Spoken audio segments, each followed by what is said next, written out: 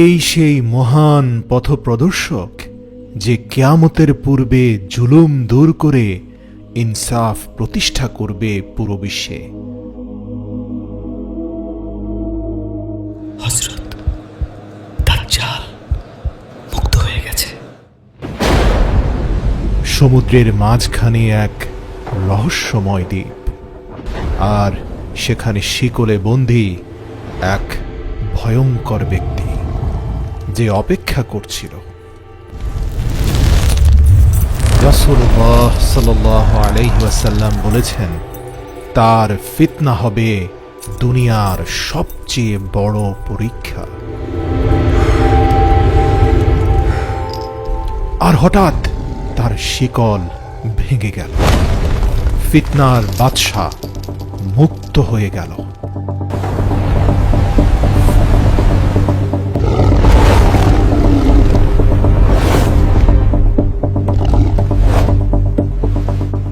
সেই দ্বীপ থেকে মুক্ত হওয়া ভয়ঙ্কর ফিতনা সমুদ্রের ঢেউয়ের মতো গোটা পৃথিবীতে ছড়িয়ে পড়ল।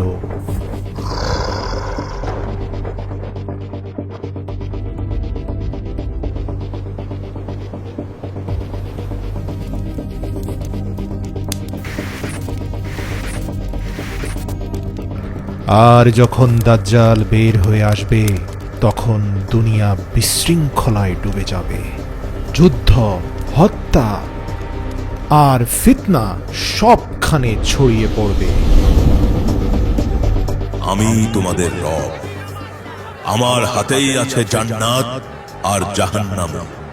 তোমরা যা দেখতে চাইবে আমি এখনই তোমাদের তা দেখাতে পারি। তারপর সে নিজেই নিজেকে রব বলে ঘোষণা করল। সে তার হাতের ইশারায় জান্নাত ও জাহান্নাম দেখাতে লাগল, হাতের ইশারায় বৃষ্টি বর্ষণ করালো, আর মানুষকে ধীরে ধীরে পথভ্রষ্ট করতে থাকলো। দেখো, আমি আকাশ থেকে বৃষ্টি নামিয়ে তোমাদেরকে রিজিক দিচ্ছি। কে আছে যার হাতে আমার মতো ক্ষমতা রয়েছে? তার জাদুর মায়াজালে মানুষ সঠিক পথ ভুলে গেল, আর সেই মিথ্যাবাদী দাজ্জালকে নিজেদের রব হিসাবে মেনে নিল। দেখো, এটাই জাহান্নামের ভয়ঙ্কর আগুন, আর শুধু আমি তোমাদেরকে এই ভয়ঙ্কর আগুন থেকে বাঁচাতে পারি, কারণ আমি তোমাদের দয়ালু রব।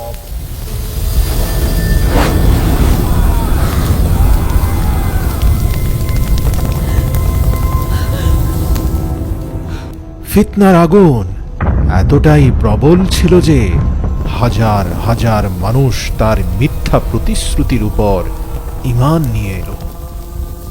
দেখো, এটাই জান্নাতের সুন্দর বাগান, যেখানে নদীগুলো প্রবাহিত হচ্ছে, যা শুধু আমার আনুগত্যকারীদের জন্য।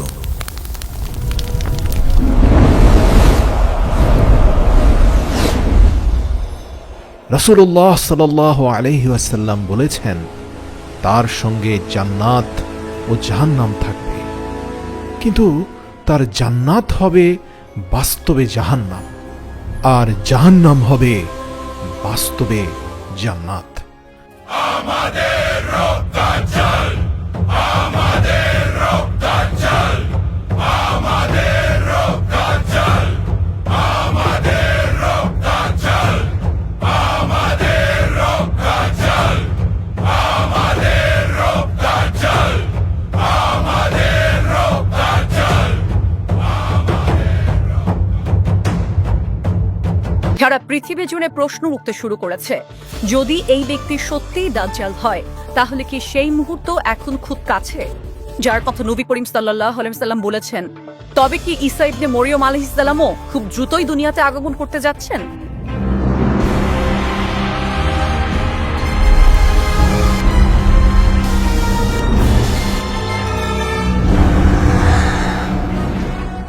আর যখন সে শুনল যে ঈসা ইবনে মারিয়াম খুব দ্রুতই দুনিয়াতে আগমন করতে যাচ্ছেন, তার চেহারার রং পাল্টে গেল, আর তার অন্তরে এক অচেনা আতঙ্ক নেমে এলো।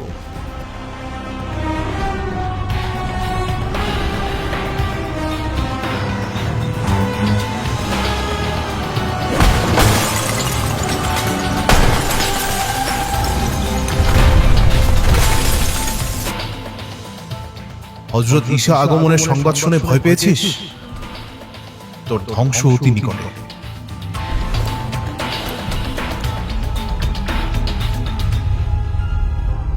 তুই কি ভেবেছিস ঈশা আসলে আমি থেমে যাব? আমি তো এমন একটা শক্তি যে মানুষের ঈমান পুরোপুরি ধ্বংস করে দিতে পারি। প্রস্তুত হয়ে যান, ফিতনায়ে দাজ্জালের পরীক্ষা শুরু হয়ে গেছে।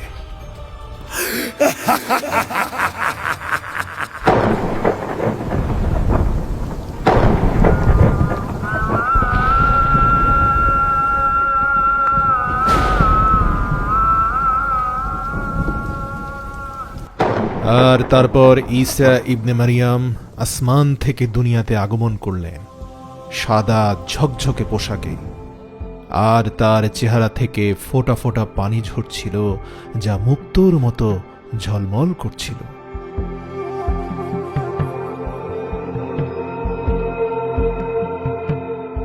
হে হযরত, আপনার আগমনে জুলুমের শাসনের অবসান হবে আর মানুষ সত্য ও শান্তির পথ খুঁজে পাবে।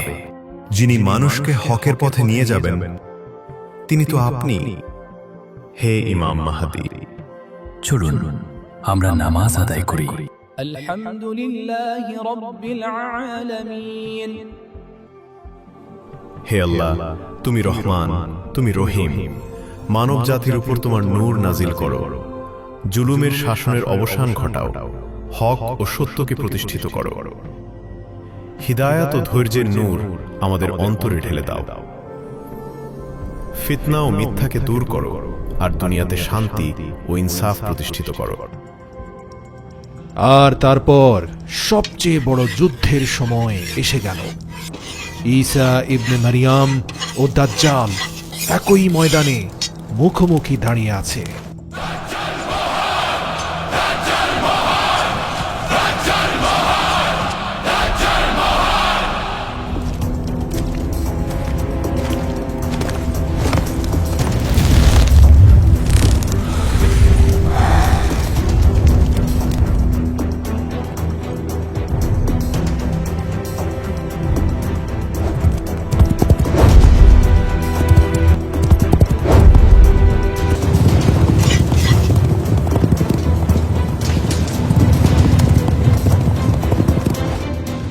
রাসূল সাল্লাল্লাহু আলাইহি ওয়াসাল্লাম বলেছেন, হযরত আদম আলাইহিস সালাম থেকে কিয়ামত পর্যন্ত দাজ্জালের চেয়ে বড় ফিতনা মানব জাতির উপর আর কখনো আসেনি।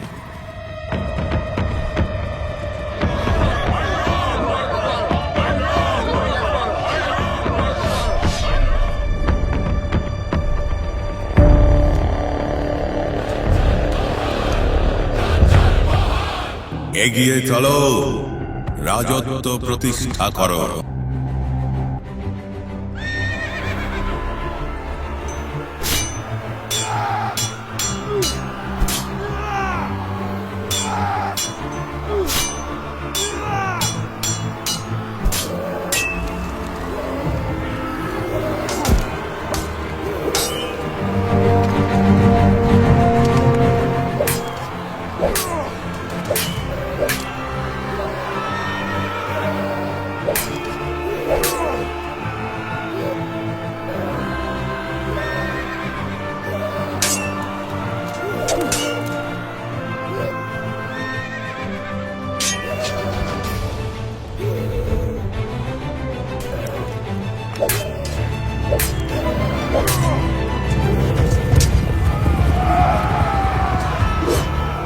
দাজ্জাল যেই মুহূর্তে ঈসা ইবনে মারিয়ামকে দেখল, তার সব মিথ্যা দাবি ভেঙে চুরমার হয়ে গেল। সে যুদ্ধের মাঝখানে ময়দান থেকে পালিয়ে যেতে লাগলো। আর যখন ঈসা ইবনে মারিয়াম তার কাছে পৌঁছালেন, সে পানিতে লবণ গলে যাওয়ার মতো গলে যেতে লাগলো। আর অবশেষে বাবে লুতে তার শেষ পরিণতি ঘটল। হ্যাঁ হযরত, আমি আমার ভুলের জন্য ক্ষমা চাই। এখন থেকে আমি শুধু আল্লাহর পথেই থাকব। হে হযরত, আমাকে ক্ষমা করে দিন। তোমাদের রব একজনই, তিনি ছাড়া আর কোনো উপাস্য নেই।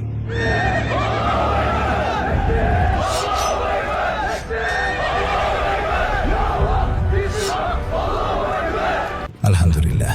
হে আল্লাহ, তুমি সর্বোচ্চ প্রতিপালক, আর তুমি এই সৃষ্টি জগতের প্রকৃত বাদশাহ।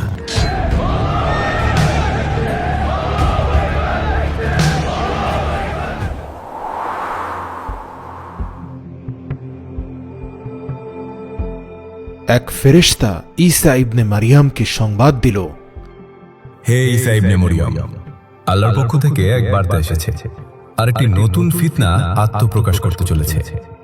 ইয়াজুজ ও মাজুজের প্রাচীর ভাঙতে চলেছে। তারা পৃথিবীতে ছড়িয়ে পড়বে।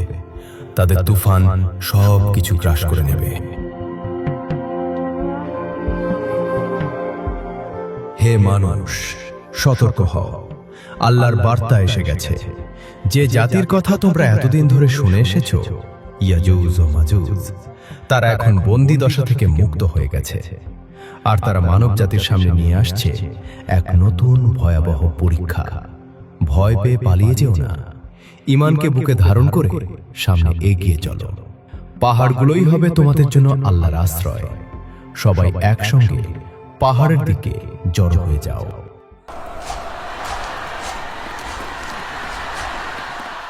আর যখন ইয়াজুজ ও মাজুজকে মুক্ত করে দেওয়া হবে, তখন তারা চারদিকের সব উঁচু স্থান ভেদ করে দ্রুত বেরিয়ে আসবে।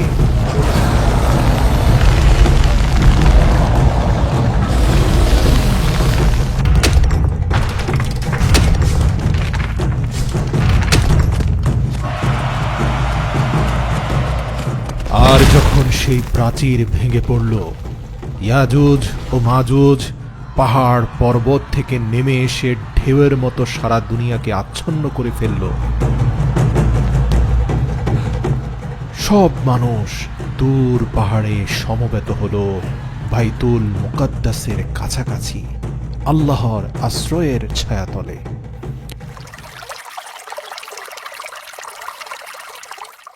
ইয়াজুজ মাজুজের এক বিশাল বাহিনী এগিয়ে গেল এক জলাধারের দিকে, এমন এক তৃষ্ণা নিয়ে যা পুরো পৃথিবীর পানি গিলে খেলেও মিটবে না। সূরা মুলকে আল্লাহ তাআলা বলেন, আর যদি আমি তোমাদের পানি মাটির গভীরে ঢুকিয়ে দেই, তাহলে কে আছে যে তোমাদের জন্য আবার প্রবাহমান পানি এনে দেবে?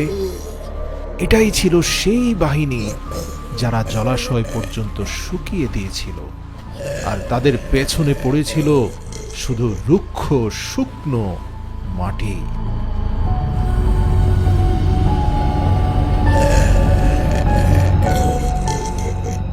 পাহাড়ের দিকে পালিয়ে কি তোমরা রক্ষা পাবে? আমরা আগুনের স্রোতের মতো ধেয়ে আসব, আর তোমাদের আর্তচিৎকারে কেঁপে উঠবে গোটা পৃথিবী।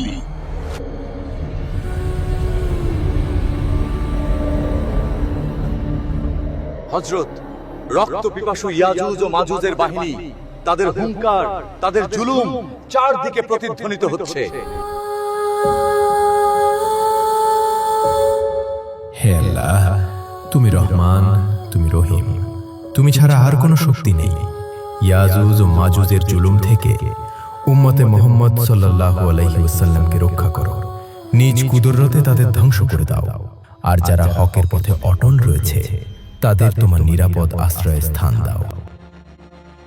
আল্লাহ হযরত ঈসার দোয়া কবুল করলেন এবং ইয়াজুজ মাজুজের ঘাড়ে আযাবের কীট ছেড়ে দিলেন, যা তাদের শরীর ভেদ করে রূহ পর্যন্ত গিয়ে পৌঁছে গেল। আর চোখের পলকে ইয়াজুজ ও মাজুজ সম্পূর্ণভাবে ধ্বংস হয়ে গেল।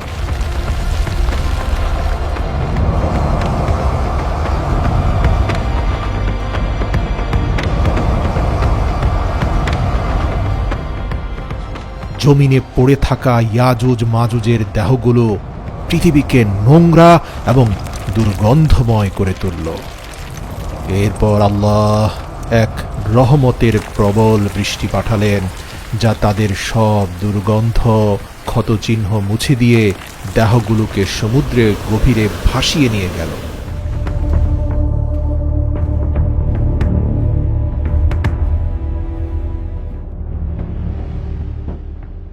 ইয়াজুজ ও মাজুজ ধ্বংস হতেই মানবজাতি যেন কিছুটা স্বস্তির নিঃশ্বাস ফেলল। কিন্তু সেই স্বস্তি দীর্ঘস্থায়ী হল না। তারপর দুনিয়াকে ঢেকে ফেলল এক ভয়ঙ্কর ঘন ধোঁয়া, যা মানুষের দৃষ্টিকে আচ্ছন্ন করে ফেলল। ব্রেকিং নিউজ, এক রহস্যময় কালো ধোঁয়া দুনিয়ার সব শহরে দ্রুত ছড়িয়ে পড়ছে। তাই সরকার জনগণকে ঘরের ভেতরেই থাকার আহ্বান জানিয়েছে। এই ঘন ধোঁয়া আসলে কি তা এখনো কেউ জানে না। আর তারপর সেই ধোঁয়া শুধু একটি শহরে সীমাবদ্ধ রইল না, সে পুরো বিশ্বকে গ্রাস করে নিল। আকাশ থেকে নামতে থাকা সেই ধোঁয়া মানুষের মুখগুলোকে অন্ধকারে আচ্ছন্ন করে দিল। প্রতিটি দৃষ্টি যেন অন্ধ হয়ে গেছে, প্রতিটি হৃদয় ভয়ে কাঁপতে শুরু করেছে।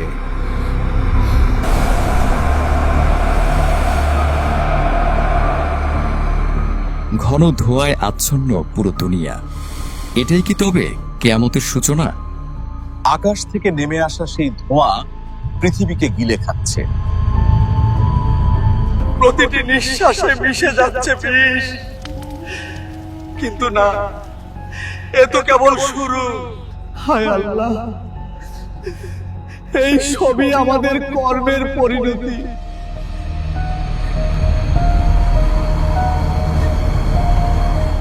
তারপর সেই ধোঁয়া যা মানব জাতিকে আল্লাহর কাছে মাথা নত করতে বাধ্য করেছিল,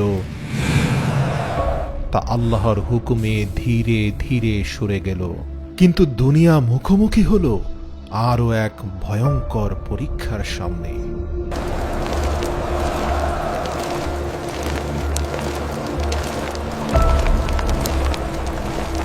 দেখো কেমন অন্ধকার। 3 দিন ধরে সূর্যের কোনো আলো নেই। প্রতিটি মুখ ভয়ে বদলে গেছে।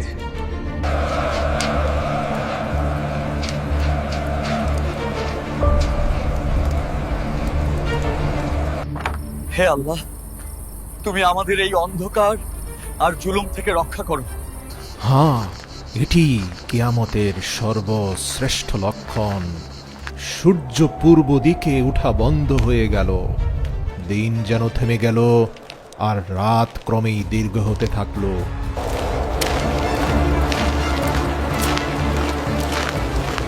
আর তারপর একদিন সূর্য পশ্চিম দিক থেকে উদিত হল, মানব জাতির জন্য শেষ নিদর্শন হয়ে।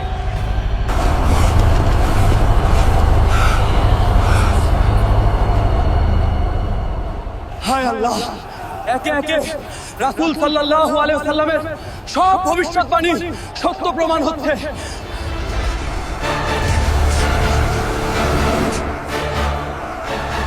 হে আল্লাহ, আমাদেরকে এবারের মতো ক্ষমা করে দিন।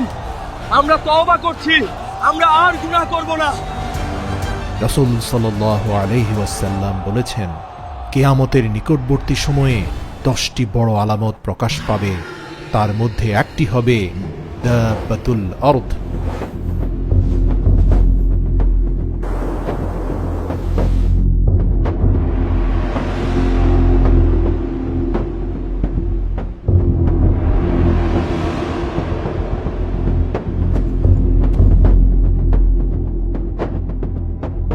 মানুষ কিছু বুঝে ওঠার আগেই তওবার দরজা বন্ধ হয়ে গেল।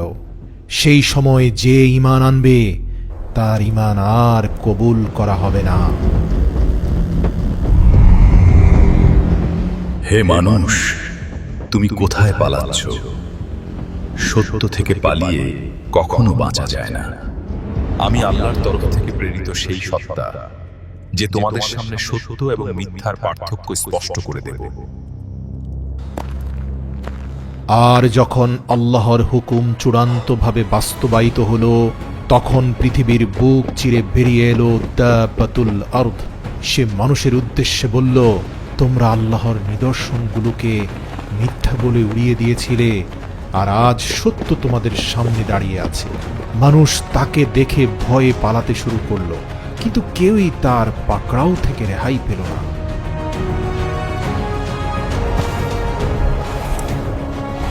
মানুষের চেহারার রঙই তাদের শেষ ঠিকানা নির্ধারণ করবে। যার মুখ আলোকিত হবে তার জন্য মুক্তির পথ নির্ধারিত, আর যার মুখ অন্ধকারে ঢেকে যাবে তার জন্য ভয়ঙ্কর পরিণতি অপেক্ষা করছে।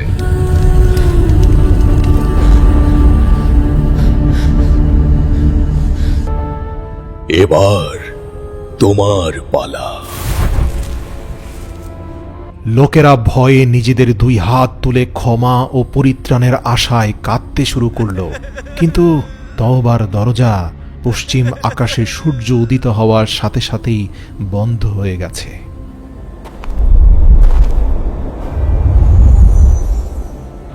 আর তারপর মানবজাতিকে দুই ভাগে বিভক্ত করে দেওয়া হলো। যারা ঈমান আঁকড়ে ধরেছিল তাদের মুখ উজ্জ্বল হয়ে গেল, আর যারা অস্বীকার করেছিল তাদের মুখ অন্ধকারে ডুবে গেল।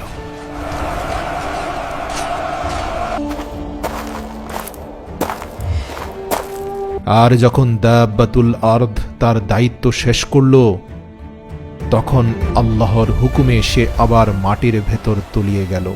তার কাজ ছিল ফয়সালা করা, আর সেই ফয়সালা হয়ে গেছে।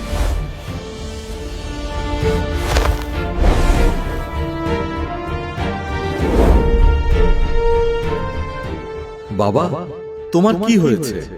তোমার পিতা তো হযরত ঈসার সঙ্গে দাজ্জালের বিরুদ্ধে যুদ্ধে অংশ নিয়েছিল, কিন্তু তুমি কিভাবে এমন জঘন্য অপরাধে জড়িয়ে পড়লে? আরে ওই বুইড়া, যা গিয়ে নিজের কাজ কর, আমাকে নিয়ে তোর ভাবতে হবে না। গুনাহ তাদের অভ্যাসে পরিণত হয়েছিল, উচ্ছৃঙ্খলতাই ছিল তাদের মূল লক্ষ্য। মানুষ নিজেই নিজের ধ্বংসকে তামাশায় পরিণত করেছিল।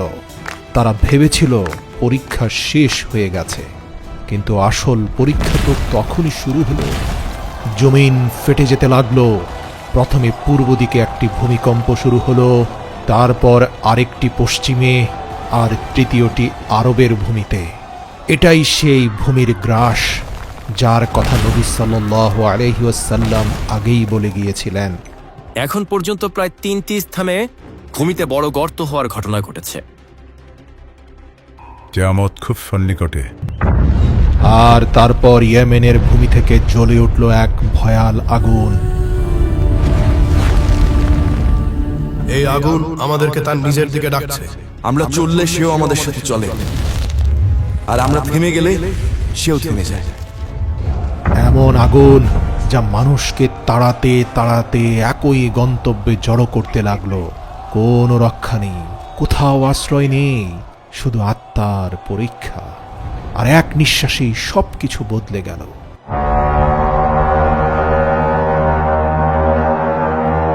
সিংগায় ফু দেওয়া হয়ে গেছে, আর কিয়ামত সামনে এসে দাঁড়িয়ে গেছে।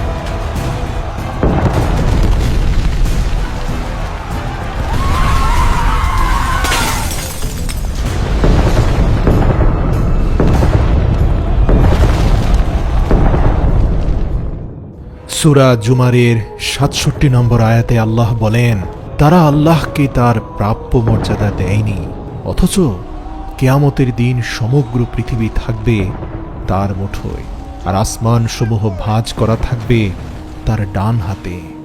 তিনি পবিত্র ও মহান। আর তারা যে শিরক করে তিনি এই সকল পাপাচারের অনেক ঊর্ধ্বে। এছাড়াও আল্লাহ তাআলা সূরা আল মুমিনুনের ১০১ নম্বর আয়াতে বলেন, অতঃপর যখন সিংগায় ফু দেওয়া হবে তখন কারো সঙ্গে কারো আর কোনো সম্পর্ক থাকবে না, কেউ কারো খোঁজও নেবে না। সেদিন যাদের পাল্লা ভারী হবে তারাই হবে সফল কাম, আর যাদের পাল্লা হালকা হবে তারাই সেই মানুষ যারা নিজেরাই নিজেদের আত্মাকে ক্ষতিগ্রস্ত করেছে। তারা চিরকাল জাহান্নামে অবস্থান করবে। সূরা আল মুমিনুন আয়াত ১০১।